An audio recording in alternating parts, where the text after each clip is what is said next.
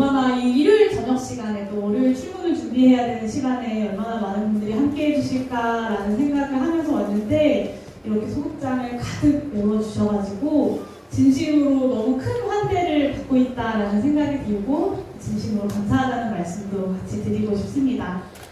오늘 아까 그때 보니까 저랑 같이 전주에서 넘어오신 분들도 계시던데 제가 이제 전주에서 의정부고회를 마치고 이곳 남원으로 달려왔습니다. 조금 빠듯한 일정이긴 했지만 이곳을 오늘 가득 채워주신 분들을 보니까 일정을 조정해서 남원에 오길 참 잘했다 이런 생각이 많이 듭니다. 오늘 강연 제목이기도 하고 사라진다는 그 말이 저에게 너무 생생한 현실로 다가왔는데요. 오늘 남원에 오는 자리를 준비하면서 통계를 하나 찾아봤습니다. 국가통계부 포털에서 2022년 남원시 출생자 숫자를 제가 찾아봤는데요. 2022년에 남원에서 태어난 아이가 몇 명이나 되는가가 궁금하더라고요. 지역소멸을 주제로 다루려고 하니까. 그래서 찾아보니까 굉장히 좀 놀라웠는데요. 혹시 여러분 대충 몇 명 정도인지 아시는 분? 예측? 네? 47명. 다행히 그거보다 조금 많습니다. 혹시 다른 분들은? 200명이요. 네, 비슷합니다. 네, 2022년 1년 다 통틀어서 남원시에서 태어난 출생아 수가 275명이었습니다. 이제 돌이 막 지난 애기들이 아들이 127명, 그리고 딸내미가 148명 있더라고요. 많아 보이시나요? 아니죠. 저는 솔직히 좀 충격받았어요. 그러니까 제가 1990년에 태어났고 안산에서 초중고등학교를 다녔는데 그때 당시에 한 반에 한 35명에서 40명 정도 있었거든요. 2022년생 남원에서 자란 아이들이 초등학교에 가게 되면 남원시 전체를 통틀어서 한 8개 반 정도가 나오는 숫자더라고요. 그리고 남원시 면적이 대충 한 752제곱킬로미터 정도인데 이 중에서 임야 483제곱킬로미터를 빼면 한 268제곱킬로미터 정도 나옵니다. 그러면 2022년에 태어난 아이 한 명당 1제곱킬로미터 정도의 땅에 아이가 한 명씩 있는 셈입니다. 1제곱킬로미터가 대략 한 30만 평 정도 된다고 하니까 남원의 임야 빼고 그냥 사람이 살아가는 것만 하더라도 대략 30만 평당 한 명씩 아기가 태어난다라는 뜻이죠. 물론 이제 읍면동의 크기와 인구수가 다 다르겠지만 남원이 찾아보니까 23개의 읍면동이던데 읍면동 하나하나마다 한 10명 정도의 아기밖에 없는 셈이기도 합니다. 물론 그나마 동에는 좀 아기가 있을 것이고 작은 면에는 한 명도 없는 곳도 있을 수도 있겠죠. 제가 최근에 그래서 크게 반성을 했습니다. 아무래도 저는 수도권에서 초중고등학교를 다니고 서울에서 대학을 다니고 이후에 계속 수도권에서 활동을 하고 서울에서 의정활동을 하면서 지역소멸, 인구소멸 이런 말들을 문제가 있다.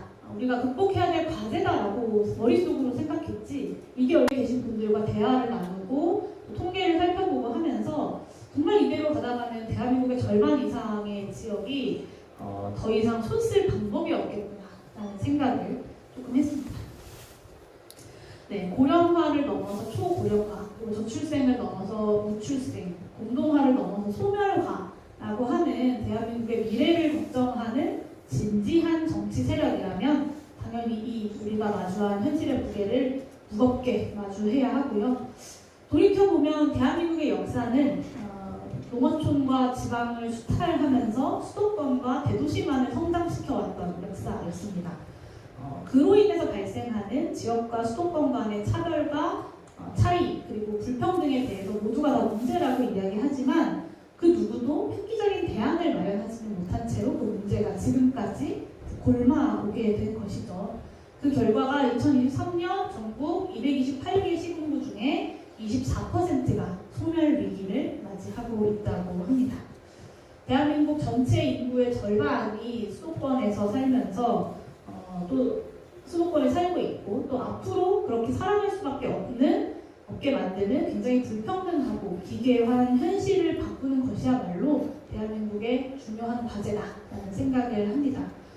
동시에 대한민국이 이제 그 G7을 바라보는 국가가 되었다고들 하는데 이 선진국가로 자리매김하기까지 수십 년간 피와 땀으로 대한민국의 근대화와 성장을 이뤄냈던 노년 세대들의 헌신과 또 저고가 정책으로 힘겹게 버텨왔던 농민들의 노력에 지금의 경제 대국 대한민국이 크게 빚지고 있다고 생각합니다.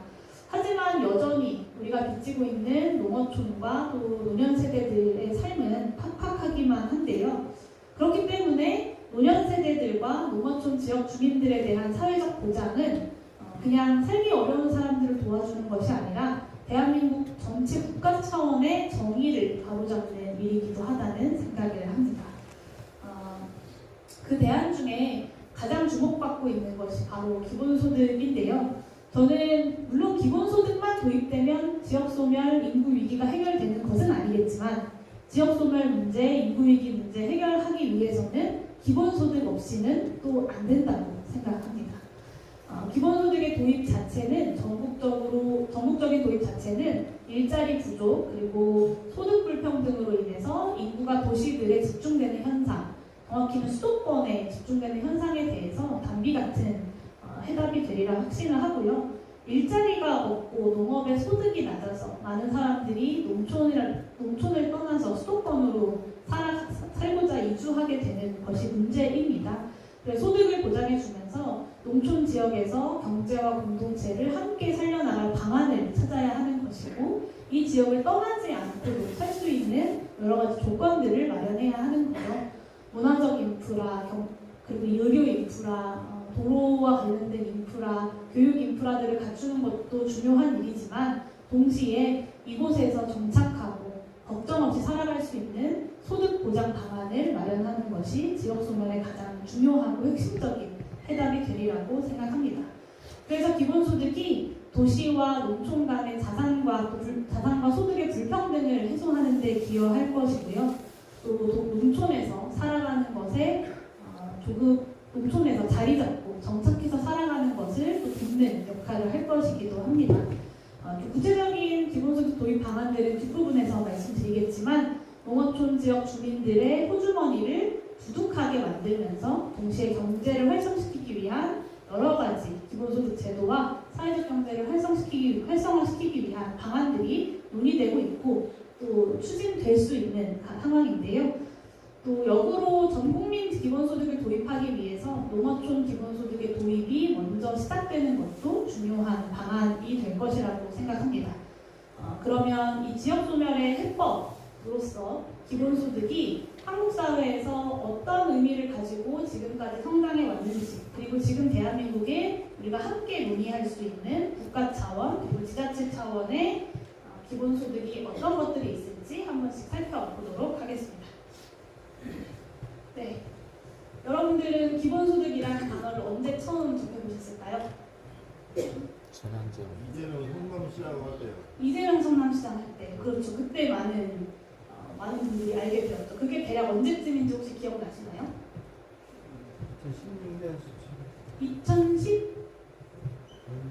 2016년 맞습니다. 2016년부터 청년배당 정책이 시행이 되었는데요. 그 이후 지금까지 한 7년 정도가 흘렀습니다. 이 7년 동안 기본소득 의제가 정말 천지가 개벽할 만큼 성장했다라고 보는데요. 그 7년 동안의 시간을 우리가 한번 돌아보도록 하겠습니다. 네, 넘겨주세요. 네, 크게 지난 7년의 시간을 4가지 순간으로 살펴보도록 하겠습니다. 네, 일요일 저녁에 보기 적절하지 않은 얼굴도 있긴 한데 네, 넘어가 보겠습니다. 네, 4차 혁명이라는 단어 이제 다들 익숙하시죠? 네, 인공지능과 기술을 중심으로 한 새로운 산업혁명, 그것이 바로 4차 산업혁명입니다. 이 단어가 언제부터 등장하기 시작했냐면 2016년에 1월에 스위스에서 열렸던 세계경제포럼에서 이 단어가 굉장히 널리 유행하기 시작했습니다. 이 다보스 경제포럼에서는 4차 산업혁명, 그러니까 인공지능과 기술의 발전을 이야기하면서 향후 5년 동안 일자리가 700만 개가 사라질 것이다 라고 예측을 했습니다. 물론 일자리는 그 나라의 경제적 상황에 따라서 많이 달라지기도 하고 산업 구조가 어떻게 생겨나느냐에 따라서 달라지기도 하기 때문에 실제로 700만 개가 사라졌냐? 이 부분은 좀 분석이 필요하겠지만 인공지능과 기계가 발전하고 기술이 발전하면서 사람들의 일자리를 사람이 아닌 기계와 인공지능이 채우게 될 것이다. 최소한 우리는 그런 변화를 실감하고 있는 것 같습니다. 어디 마트나 아니면 카페, 요즘에는 뭐 고속도로 휴게소에 가도 다 이 키오스크로 주문을 하게 되잖아요. 예전에는 다 사람의 일자리였는데 이런 변화들을 마주하게 되는 거죠. 그래서 이 700만 개의 일자리가 사라진다는 것이 전 세계를 휩쓸었고요. 대한민국에도 굉장히 큰 뉴스로 전파가 됐습니다. 동시에 여러분들이 잘 아시는 전 세계에서 바둑을 가장 잘 두는 남자 누굴까요? 이세돌 씨, 그죠? 이세돌 씨가 2016년에 세기의 대국을 합니다. 기억하시나요? 네. 누구랑 했죠? 알파고. 알파고랑 했죠. 바둑 둘 줄 아시는 분? 네, 계시네요. 송교순 교수님 바둑을 둘 줄 아시는군요. 저는 사실 바둑 둘 줄 몰라요. 알까기 그리고 오목 이 정도 할 줄 아는데 바둑을 모르는 저도 굉장히 관심 있게 이 알파고와의 대국을 지켜봤던 기억이 나요. 제 기억은 용산역 앞에 있는 설렁탕 집에서 설렁탕 먹으면서 이 대국을 봤었는데 전 세계에서 바둑을 가장 잘 두는 남자 이세돌이 알파고에게 패배합니다. 너무 충격적인 사건이었어요. 근데 체스나 장기는 바둑에 비해서 조금 룰이 단순하잖아요, 상대적으로. 장기 둘 줄 아시는 분들 많이 계시죠? 그래서 처음에 체스가 인공지능이 체스에서 인간을 이겼을 때 인간에겐 아직 바둑이 있어. 인공지능이 그것까지 따라오려면 아직 멀었어 라고 생각했는데 전 세계에서 가장 바둑을 잘 두는 남자 이세돌 씨가 패배를 하고 인공지능이 정말 우리 일상을 위협할 수준까지 왔구나 라는 것을 전 세계 사람들이 실감하게 됩니다. 그러면서 그때 막 포털 사이트 실시간 검색어에 기본소득이 팍 올라와요. 이제 정말 우리의 일자리가 다 사라지면 우리는 어떻게 먹고 살아야 할까를 고민하는 많은 사람들이 검색어에 기본소득을 검색하기 시작했던 거죠. 그리고 지금도 그런 전망들은 이어지고 있습니다. 챗 GPT 같은 생성형 AI의 등장이 일자리의 소멸을 더욱더 가속화시킬 것이다 라는 예측이 등장하고 있고요. 올해 열린 세계 경제 포럼에서는 2,600만 개에 가까운 일자리가 사라질 것이다. 2,600만 개면 대략 한국 인구의 절반 정도가 되는 규모죠. 그리고 이미 여러 기업의 CEO들이 인공지능으로 대체될 수 있는 일자리에서는 신규 채용을 중단하고 있고요. 구조조정을 할 수밖에 없다라는 말들도 나오고 있습니다. 이게 어떤 신체를 사용하는 일자리보다는 좀 더 사무직 그리고 반복적으로 이어지는 노동의 영역에서 일자리가 대체될 경향이 크다라는 예측들 그리고 분석들이 나오고 있습니다. 이 올해 인공지능과 관련된 기사가 일자리를 대체한다는 기사가 나오고 나서 보좌진들의 일자리가 사라질 것이다. 정치인들의 보좌진들의 일자리가 사라질 것이다 라는 분석이 나온 적이 있습니다. 그때 국회의원 보좌진들이 모여있는 카톡방에 난리가 났어요. 우리의 일자리가 사라지면 어떡하냐. 그리고 지금도 기사들 있잖아요. 뉴스를 보면 단순하게 우리가 이제 스코어 넣는 스포츠 경기를 다루는 기사들이나 아니면 날씨 이런 기사들은 이미 인공지능이 많이 작성을 하고 있기도 합니다. 그러면서 2016년 상반기에 마치 기본소득이 이미 우리 눈앞에 와 있는 그리고 우리가 꼭 지금 당장 해야만 하는 과제인 것처럼 대한민국에도 등장하기 시작했습니다. 두 번째는 성남시의 청년 기본소득이 2016년에 있었습니다. 다들 아시는 것처럼 그 대문짝만하게 기본소득형 사회정책을 실현했던 첫 번째 사례였는데요. 한국에서는 굉장히 중요한 정치적 계기였습니다. 저기 이제 여러분 보실 때 왼쪽에 있는 사진이 단식할 때 이재명 현 대표가 단식하실 때 사진인데 이번에 단식하신 사진이 아니라요. 그때 당시에 박근혜 정부가 청년배당 정책 못하게 하니까 광화문에서 그거와 싸우면서 단식을 하셨거든요. 근데 저는 올해 단식하실 때 저 때 생각이 좀 많이 났어요. 박근혜 정부와 맞서서 단식을 했었는데 윤석열 정부에 맞서서 또다시 단식을 해야 하는 상황이 참 너무 안타깝다 이런 생각을 많이 했었습니다. 박근혜 정부가 이 청년배당 정책을 어떻게든 못하게 하려고 정말 많은 노력을 했는데 그것을 이겨내고 2016년부터 성남시 청년배당을 시작을 했고요. 사실 청년배당은 기존의 복지체계 안에서 사회수당으로 규정할 수도 있는 제도입니다. 그런데 당시 이재명 성남시장이 이 청년배당의 도입의 취지와 앞으로의 확대 방향에 있어서 이것은 기본소득이다 라고 분명하게 천명을 합니다. 그 점이 기본소득 운동에 있어서 굉장히 중요한 지점이었고요. 누가 뭐래도 대한민국에서 아무도 부정할 수 없는 기본소득의 첫 번째 실현 사례가 등장하게 된 것입니다. 그 청년기본소득 도입 이후에 청년들을 인터뷰하는 기사들이 많이 있었는데 제가 저기다가 왜 과일 사진을 갖다 넣었냐면요. 한 청년이 잘 안 보이시죠? 네. 한 청년이 그때 인터뷰에서 청년기본소득 받고 3년 만에 과일 사 먹었다 라는 인터뷰를 했어요. 그러니까 과일이 지금 당장 먹고 죽을 돈이 없는 건 아니지만 그래도 최소한 먹고 굶어 죽진 않겠지만 내가 내 돈 주고 사 먹기 참 어려운 금액인 거죠. 청년들한테 사치품처럼 여겨지고 사실 이제 선진국이 되었다라고 이야기하는 대한민국에서 청년들에게 과일이 어떤 사치품처럼 여겨지고 과일 하나 제대로 사 먹을 수 없는 이 상황이었다. 근데 한 월 10만 원 정도 되는 기본소득이 청년들에게 그 과일을 내 돈 주고 사 먹을 수 있는 조건을 마련해 줬다는 게 국가가 지금까지 청년들을 얼마나 무참히 대해 왔었는가라는 생각을 저는 하게 만들었었습니다. 그리고 이재명 성남시장이 2018년에 경기도지사가 됩니다. 그러면서 성남시에서만 했던 기본소득이 경기도 전역으로 퍼져나가게 되고요. 뿐만 아니라 아까 말씀해 주신 것처럼 농촌에서의 기본소득 실현까지 이어지게 됩니다. 이 경기도에서 기본소득을 실현했던 사례는 사실 우리나라 지방정부는 알아서 세금 걷어서 쓸 수 있는 권한이 없거든요. 근데 지자체가 기존의 예산만 잘 조정하면 지자체 차원의 기본소득 모델도 충분히 실현할 수 있다라는 걸 잘 보여주는 지자체장의 의지가 있으면 가능하다라는 걸 보여주는 좋은 사례가 되었습니다. 근데 많이들 아시겠지만 최근에 성남시 의회에서 국민의힘 의원들이 경기도 청년 기본소득 관련된 조례를 폐지했습니다.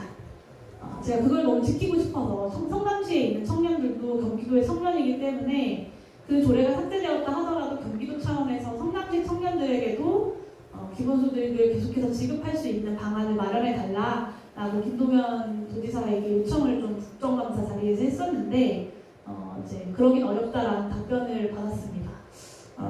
국민의힘에서는 계속해서 이 기본소득의 확산을 막으려고 여러 가지 시도를 하고 있는 상황인 것이 너무 안타깝지만 근데 경기도에서는 그렇게 성남시에서는 그렇게 퇴행이 벌어지고 있지만 사실 아까 말씀해주신 신안이라거나 무안이라거나 강원도 정선, 진도 이런 곳에서는 전국적으로 이제 기본소득이 확장되어 가고 있기 때문에 국민의힘에서 이 모든 것을 다 막을 수는 없을 것이라고 저는 확신합니다. 네, 그리고 그 다음 순간이 있습니다. 네, 다음 순간은 한국 사회에서 다시 전 국민에게 지급되는 소득 문제가 전면에 등장했던 순간입니다. 2020년 코로나 이후에 지급됐던 전국민 재난지원금입니다. 전국민 재난지원금 내가 받았다 라고 하시는 분들. 네. 저는 사실 제가 못 받았어요. 저희 집 최대주가 남편이어가지고. 네, 전국민 재난지원금이 가구 단위로 좀 지급이 됐고 또 일회성으로 한 번만 지급되었다는 점에서 정확한 의미의 기본소득이라고 하기는 어렵지만 그럼에도 불구하고 전 국민에게 국가가 현금을 지급한다라는 걸 이 기본소득에 대한 찬성 반대와 상관없이 예전에 상상도 못했던 일이었거든요. 대다수의 사람들에게. 근데 전 국민 재난지원금을 해보니까 이게 되네? 그리고 해보니까 도움이 되네? 괜찮네? 이런 경험을 전 국민이 하게 된 것이죠. 그리고 코로나19 당시의 상황이 굉장한 딜레마였습니다. 그러니까 코로나19라는 코로나라는 우리가 본 적 없는 이 바이러스가 확산되는 걸 막기 위해서는 사람들이 못 모이게 해야 돼요. 그래서 우리 막 9시 이후에 못 모이고 4명 이상 못 모이고 그랬잖아요. 근데 그러면 어떻게 되죠? 지역경제, 골목상권이 무너집니다. 실물경제에서부터 타격이 오기 시작하는 거죠. 그럼 다시 이 경제를 다시 살리기 위해서는 방역조치를 완화해야 돼요. 그러면 더 많은 사람들이 코로나에 걸리고 그러면 또 경제가 어려워지고 이 딜레마 속에서 해법을 찾고자 했던 결과가 전국민 재난지원금이었습니다. 그리고 동시에 이렇게 잠시 좀 경제활동을 멈춰도 대한민국 경제가 바로 무너지지는 않는다. 대한민국이 그 정도의 선진국이 되었다라는 것을 확인했었던 순간이기도 했죠.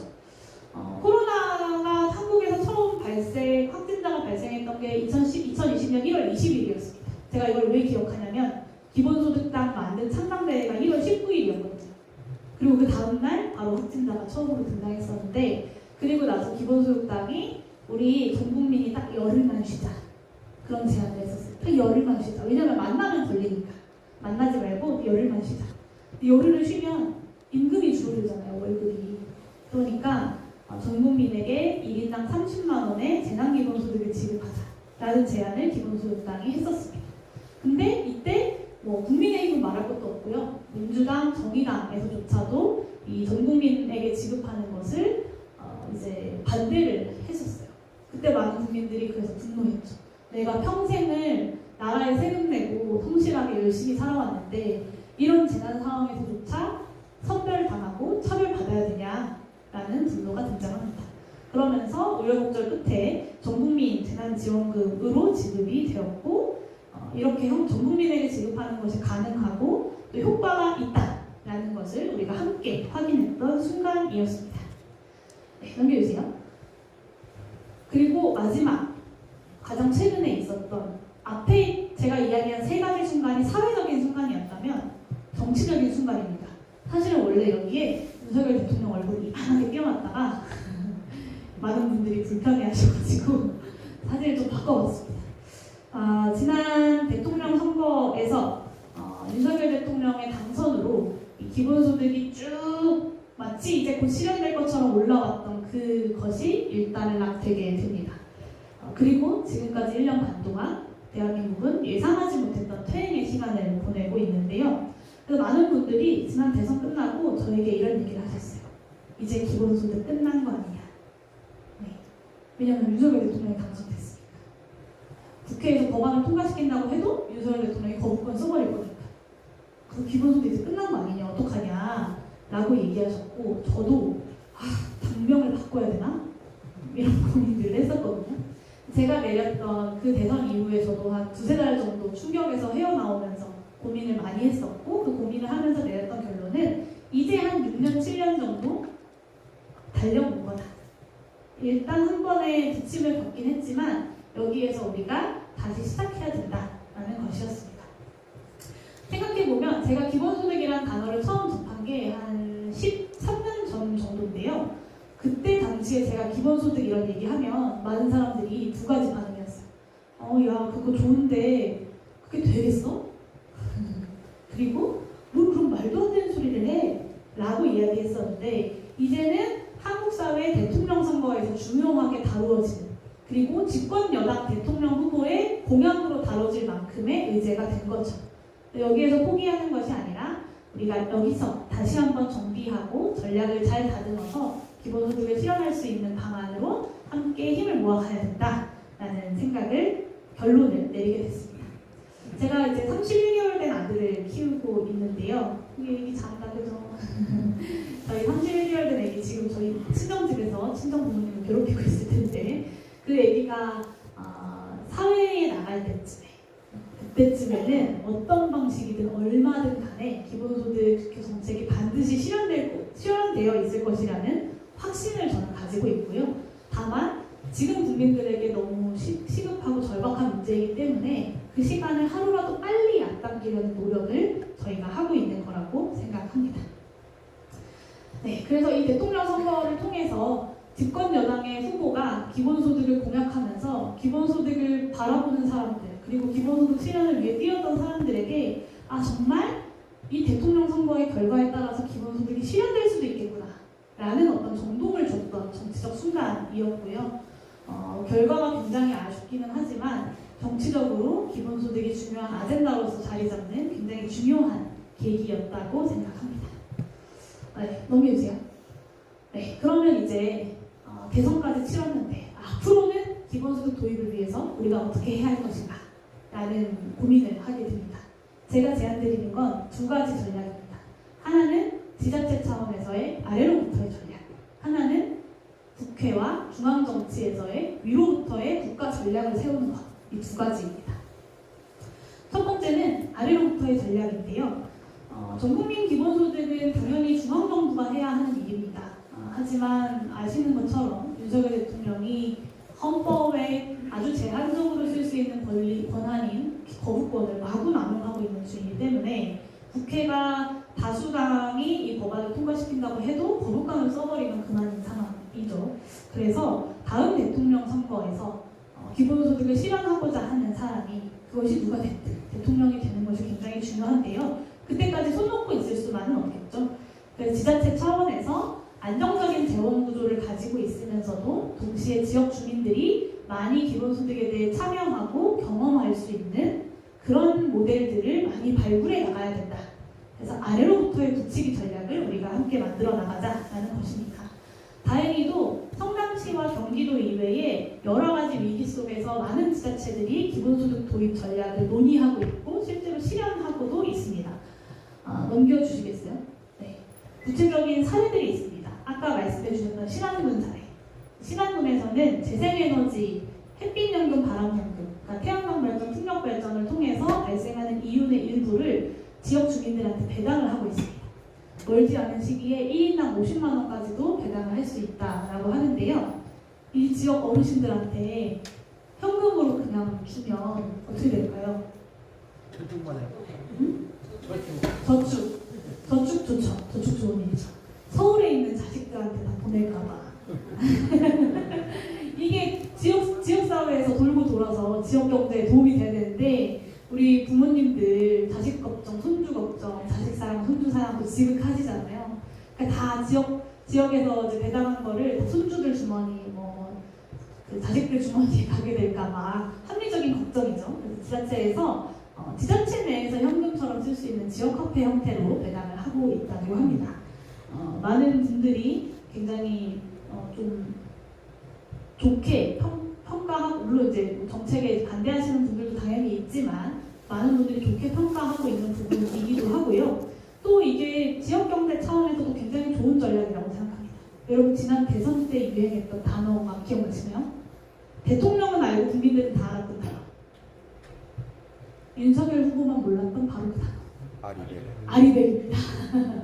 이 아리백을 달성하지 못하면 대한민국 수출이 40%가 줄어든다고 해요. 그럼 연간 234조 원의 국민 소득이 줄어든다고 합니다. 이 어마어마한 충격이잖아요. 이 아리백을 달성하려면 그냥 집집마다 태양광을 발전을 해서 그 집에서 쓰는 전기를 생산하는 수준이 아니라 산업단지를 불릴 수 있을 정도의 재생에너지를 생산해야 되는 거거든요. 근데 이런 재생에너지 중심의 지자체가 등장하게 되면 그런 산업단지를 유치하거나 할 때도 굉장히 어떤 경쟁력 있는 지자체가 되게 되는 거죠. 그런 면에서 지역경제의 미래 먹거리 차원에서도 저는 굉장히 유의미한 시도일 것이라고 생각합니다. 그리고 여러분 보실 때 오른쪽에 있는 저 사진 보이시나요? 네. 저 사진이 강원랜드 사진인데요. 나 강원랜드 가봤다. 네. 몇 분 넘기시네요? 몰라서 그런가? 아니면 부끄러워서 그러신가? 불법이 아니에요. 저도 가봤어요, 강원랜드. 한국에서 한국 사람이 갈 수 있는 유일한 카지노가 바로 강원도 정선에 있는 강원랜드 하이원 리조트입니다.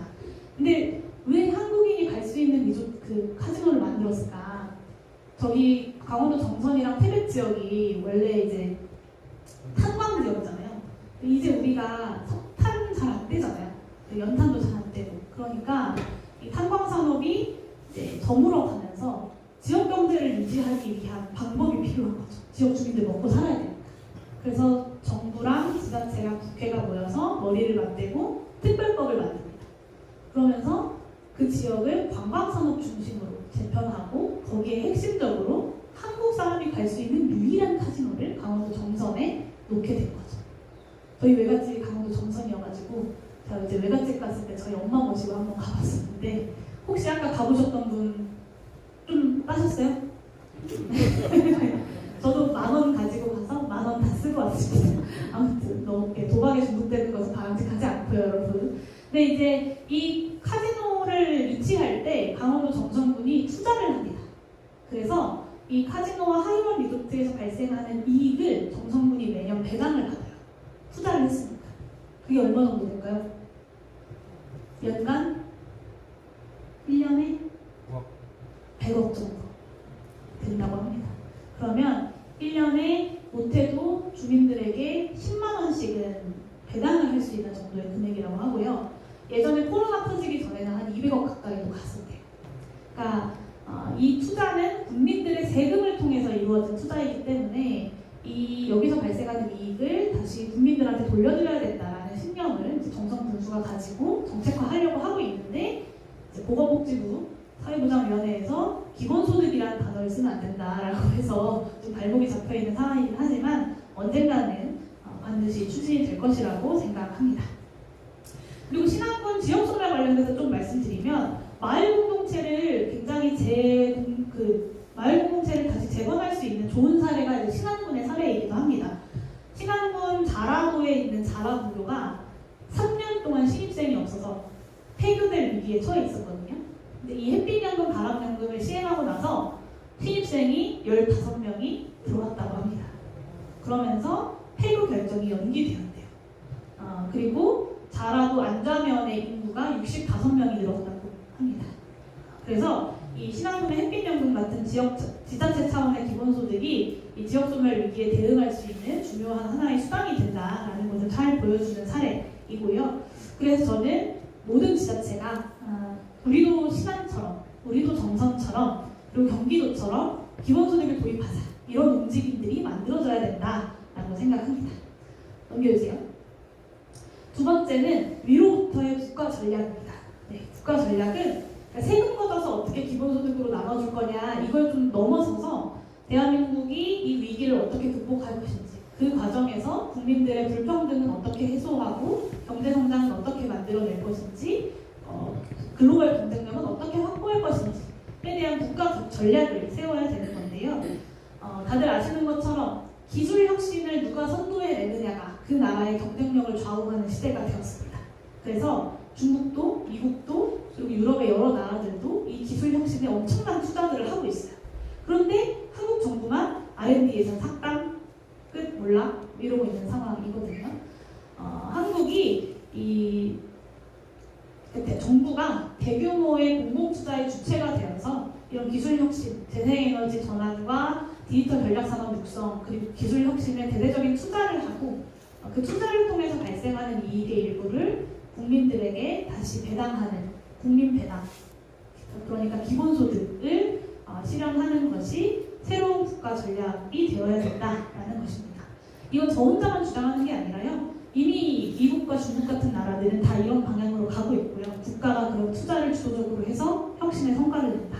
다만 제가 제안드리는 건 그럼 그 혁신의 성과, 경제성장의 결실을 재벌과 대기업들만 가져가게 둘 거냐 아니면 국가가 투자한 부분에 있어서만큼은 다시 국민들에게 돌려드리는 국민 배당을 할 거냐 이게 한 가지 제가 제안드리는 차이점이기도 합니다.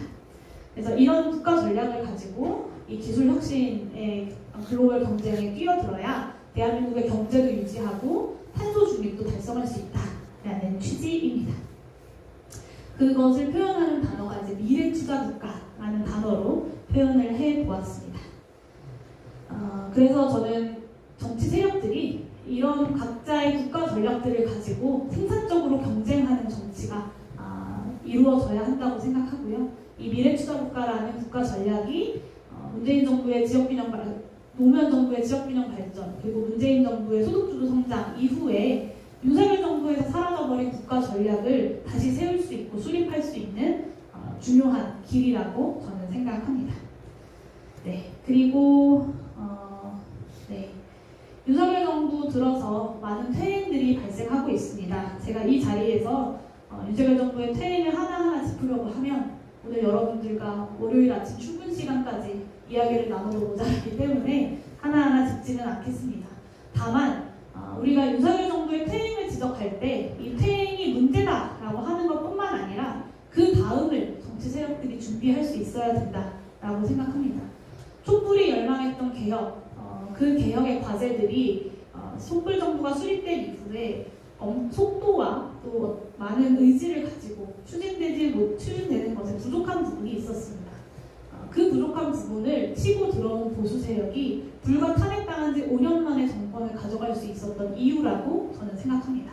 그래서 우리가 윤석열 정부가 못하고 있다라고 비판하는 것만 하는 것이 아니라 그러면 대한민국은 어떤 방향으로 나아가야 하는지에 대해서 적극적으로 제시하고 그걸 가지고 국민들을 설득해낼 수 있어야 총선에서 승리하는 것뿐만 아니라 다음 대선에 윤석열 정부의 퇴행을 멈추고 그 다음에 미래를 만들어갈 정권 교체도 이뤄낼 수 있을 것이라고 생각합니다. 그래서 이런 국가 전략을 가지고 함께 고민하고 함께 경쟁하는 그런 좋은 연대와 연합의 정치가 지금은 필요한 시기다라는 제안을 마지막으로 드리도록 하겠습니다. 네, 시간이 많지 않은데요. 제가 저의 사실은 더 길게도 이야기할 수 있지만 많이 좀 요약해서 했습니다. 그러다 보니까 조금 더 궁금하신 것도 있고 설명이 조금 더 필요한 부분도 있을 것 같은데요. 여러분들의 현장에서의 질의를 통해서 좀 해소해 보도록 하고요. 꼭 발표된 내용이 아니더라도 무엇이든 저에게 궁금하신 것이 있다면 편하게 질문 주셔도 될 것 같습니다. 일단 일요일 저녁에 긴 시간 저의 이야기를